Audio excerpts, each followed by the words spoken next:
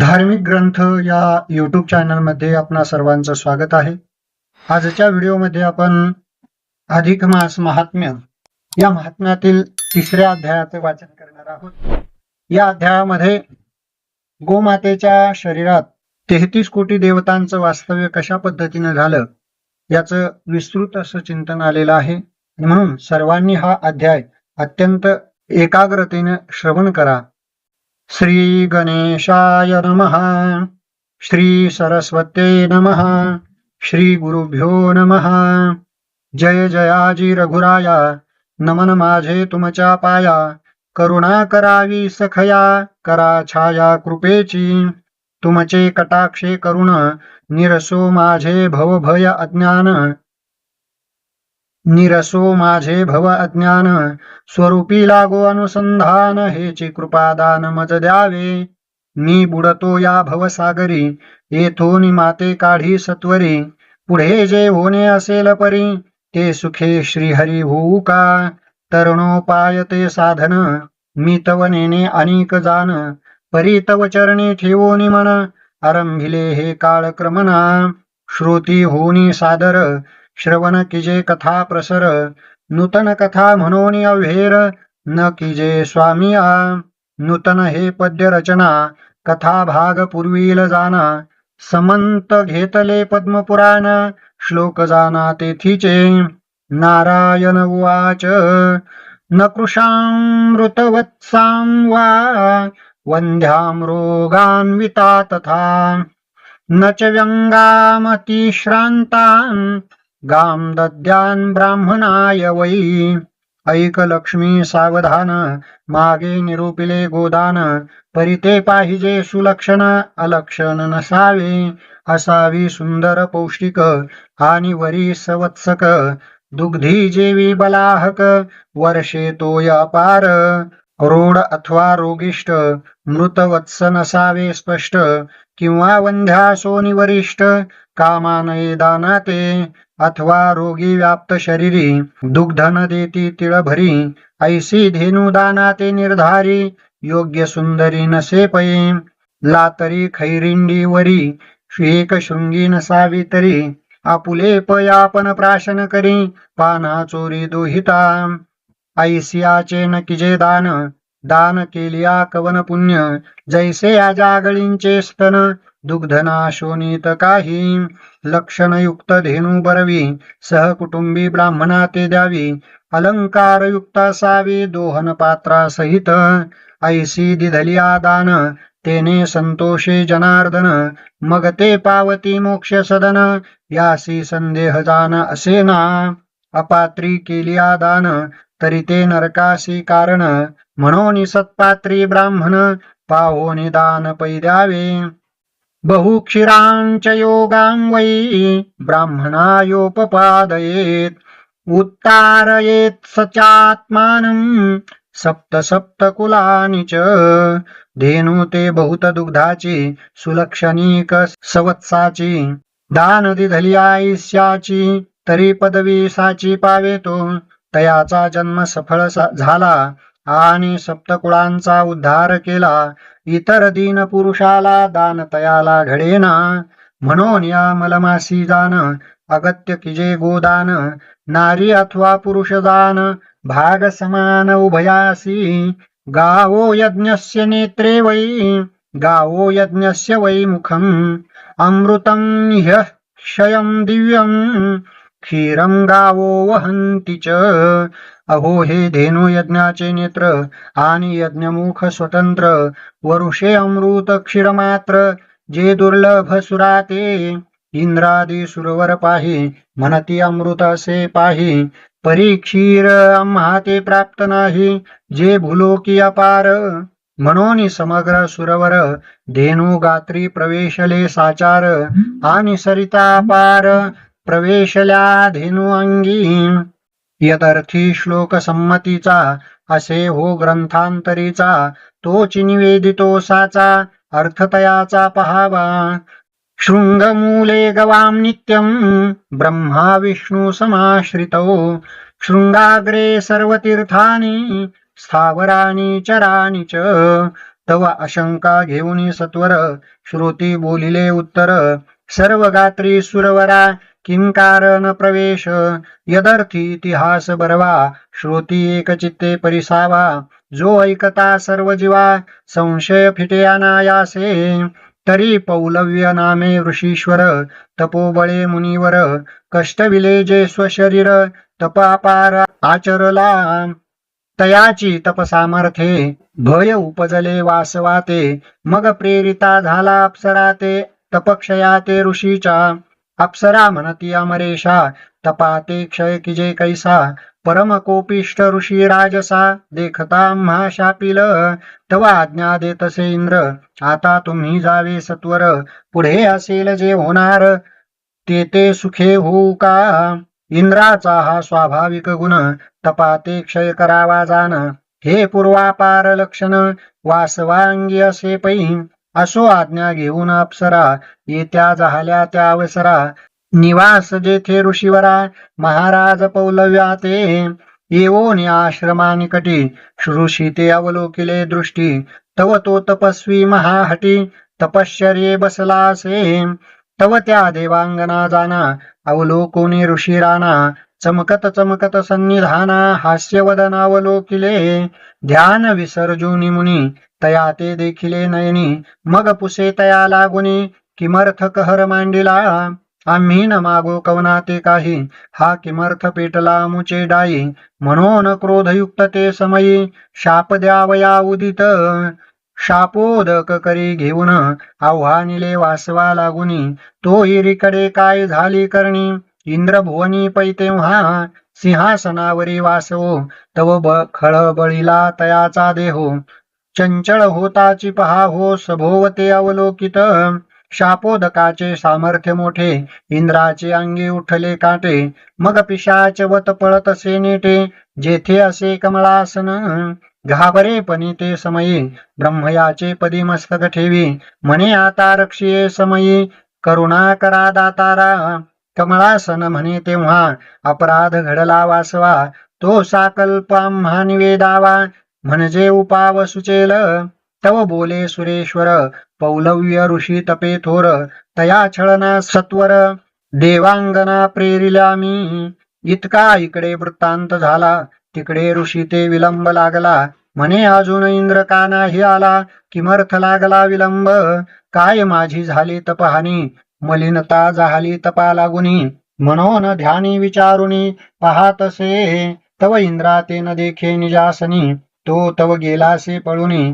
कमळासने आश्वासुनी निजासनी बैसविला मग ऋषी अनेक उदक घेता झाला निशंक आव्हानिला कमळनायक इंद्रासहित ते काळी तवा आसनी चंचल ब्रह्मदेव म्हणे फळला तुमचा प्रादुर्भाव आम्हा सहित ऋषीराव आव्हानिता झाला शापाते आता उपाव तरी कवन जवळी करावा जनार्दन मग उभयता तेथून निघते झाले लगबगे घाबरेपणी येऊनी जाण नमिते झाले जनार्दन मग म्हणती तया लागून रक्षी भयापासून महाराजा जय जयाजी जनार्दना जगपाळका विश्वरक्षणा हे दयानिधी करुणा घन शरणागता वज्रपंजरू पतित पावन हे ब्रिदावळी ती सत्य करिजे ये काळी आम्ही अपराधी कृपाबळी आम्हा रक्षी दातारा ऐकून ऐसे उत्तर बोलता झाला कमळावर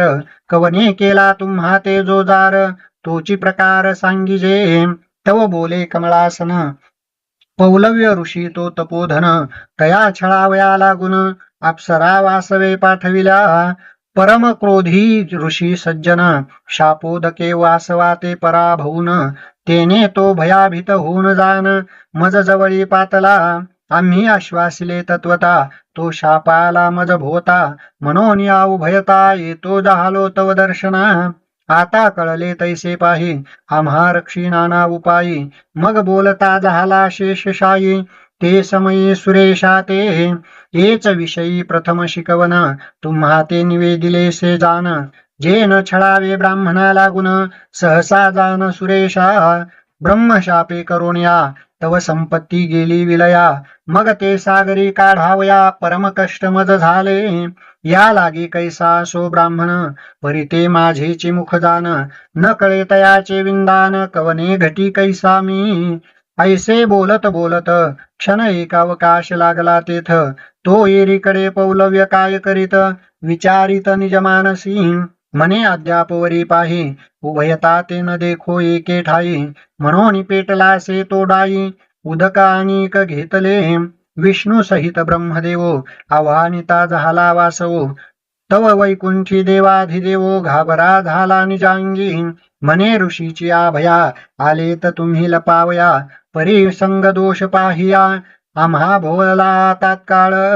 मज सहित तुम्ही दोघे ऋषीने उदक घेतले रागे. म्हणून उठला लाग वेगे कैलास मार्गे पळाला. पुढे पळत असे जनार्दन मागे धापे दाटले दोघे जण. बाप शापाचे भय दारुण वाहे भगवान स्वांगे.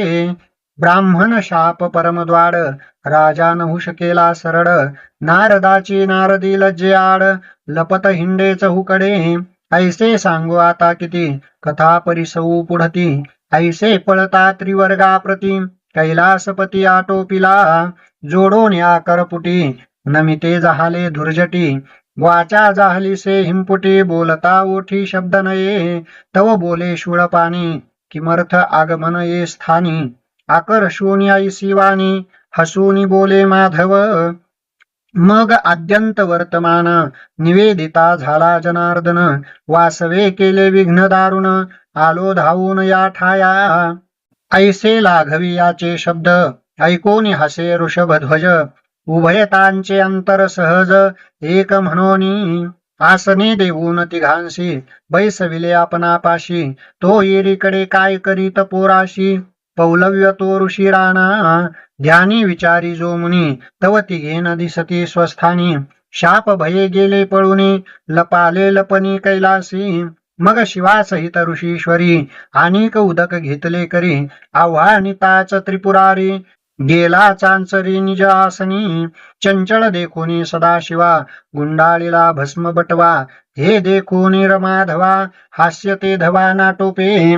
मग म्हणे जे खटवांग पाणी हे काय आरंभिली करणी. गार्हाने सांगावया या स्थानी आलो धावनी महाराजा. तुमची तो दिसे ऐशी गती आता जावे कवना प्रती. कवन निवारिल यातायाती म्हणून चित्ती संदेहो. तव बोले सदाशिव तुमचा कळला भाव. टाकून जावे हा ठाव ऐसे वाटे मज लागी. मग सखेद होनी अंतरी बोलता झाला मुरारी. पुढे कैसी कीजे परी हे अंतरी विचारावे. शिव म्हणे माधवासी विचारन सुचे मानसी. काकी ते दोघेही एकमेकासी अंतर साक्षी म्हणून. वाढवावया ब्राह्मणाचे महिमान म्हणून मांडिले हे निर्वाण. पुढील जाणून कारण महिमान गौतमीचे. मग विष्णू विचारून अंतरी म्हणे ऐकिजे हो त्रिपुरारी. ब्राह्मणाचा उपाय निर्धारी धेनुवरी चालेना. तरी पाचारुनी धेनू लागी आपण प्रवेशू तिचे अंगी. पुढे होईल त्या प्रसंगी विलोकू अंगी सादर. विचार मानला सर्वाते मग पाचारिले धेनू ते. संकटी रक्षी आम्हा ते म्हणून बोलते पै जहाले. तथास्तु म्हणून पाही धेनू वदली ते समयी. मग प्रवेश करीते जाहले देही ऐका सर्व ही श्लोकार्थ. शृंगमूले गवा नित्यं ब्रह्मा विष्णू समाश्रितो. शृंगाग्रे सर्वतीर्थानि स्थावराणि चराणि च. शिरोमध्ये महादेव सर्वभूतमय स्थितः. ललाटाग्रे स्थिता देवी नासांशे च षण्मुखः. कर्णयोरश्विनौ चैव चक्षुषो शशिभास्करौ. दन्तेषु वायवः सर्वे जिह्वायां वरुण स्थितः. सरस्वती च हुंकारे यमयक्षौ च गण्डयोः. संध्याद्वयं तथोष्ठाभ्यां ग्रीवायाम् इन्द्र संस्थितः. साक्षगंगा च गोमूत्रं गोमये यमुना स्थिता. त्रयस्त्रिंशत्तु देवानां कोट्यो रोमसु संस्थिताः. ऐशिया परी सर्वदेव 33 कोटी सहित वासव गंगा यमुनादी सर्व वास सर्व करीते झाले तै पासोनी धेनु अंगी वास असे हो नवांगी पुढे वर्तलिया प्रसंगी अवधान दिजे येरीकडे पौलव्य मुनी आव्हानिता न देखे कोणी पुढे अवलोकी जो नयनी तो देखे नयनी धेनु ते अवघे निरखून धेनु ते तव धेनु अंगी सर्व दैवते अवलोकिता पावला विस्मयाते म्हणे आता केऊते करावे मग विवेका आठवून अंतरी तया धेनुते नमस्कारी विवेकाय सा सहाकारी आणि कनसे क्रोधाते क्रोध आलिया शरीरी अनर्थाते उभा करी तेथे विवेक तो आवरी निवारी जो अनर्थाते विवेक करुणी पहा हो क्रोधे शांत केला देहो मग तया प्रसन्न महादेव सर्व देवांसहित पै पुरवून ऋषींची मनकामना वाहून नेला वैकुंठ भुवना ऐसी ही कथा श्रोते जना परिसविली जाना शास्त्राधारे म्हणून या मलमासी दान द्यावे धेनुसी स्त्री अथवा पुरुषासी लाभ उभयासी समान ब्राह्मण क्षत्रिय वैश्य शूद्र येही दान करावे पवित्र पाहुनी ब्राह्मण सत्पात्र यथा योग्य दान दिजे तया योगे पुण्यवंत देह पापाचा तो होय क्षय म्हणून सुलभ उपाय धेनु सेवा निवेदिली अनेन विधिना धेनु यो विप्राय प्रयच्छति सर्व काम समृद्धात्मा विष्णुलोके महीयते सर्वेषामपि पापानां ज्ञातानां विजानतम् प्रायश्चित्तमिदं प्रोक्त ऋषिभिस्तत्त्वदर्शिभिः ऐस्या परिश्रोते आते कथा निवेदिली संताते न्यून पूर्ण जेते क्षमा माते कृपावंते पैकी जे माझे सरते हे बोलणे जैसे खऱ्या माझी खोटे नाणे मेळविती जेवी कुजने तेवी बोलणे पै माझे व्यासोक्तवाणी खरे नाणे तोची श्लोकार्थ अनुभवावे सरता केला प्राकृते जाण नव्हे बोलणे पदरीचे मी नव्हे कविता कुशळ नाही संस्कृतवाणी निर्मळ सर्वांपरी मी अमंगळ संती सांभाळ पैकी जे नाही उद्योग व्यवसाय काही तपश्चर्या न घडेची देही म्हणून काळक्रमणे स्तव पाही उदेला देही उद्गारू परी बुद्धिदाता तो समर्थ शिरावरी माझ्या रघुनाथ वदता वदविता तो चेथ बुद्धिदाता निर्धारे स्वस्ती श्री मलमहात्म्य ग्रंथ पद्मपुराणीचे संमत मनोहर सूत विरचित तृतीयोऽध्याय गूढः श्रीकृष्णार्पणमस्तु इति तृतीयोऽध्यायः पुंडलिका वरदा हरिविठ्ठल श्री ज्ञानदेव तुकाराम पंढरीनाथ भगवान की जय माऊली ज्ञानेश्वर महाराज की जय जगद्गुरु तुकाराम महाराज की जय पुरुषोत्तम भगवान की जय सब संतन की जय।